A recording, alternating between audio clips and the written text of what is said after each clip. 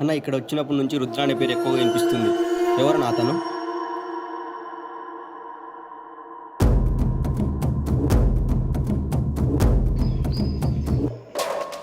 అసలు అతను ఏం చేశాడు? అతని పేరు చెప్పుకుని అందరూ భయపడుతున్నారు.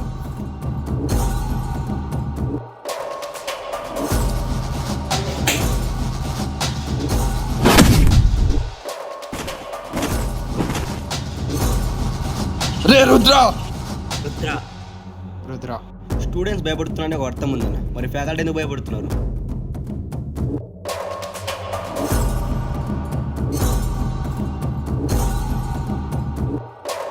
అతని గురించి తెలుసుకోవాలరా.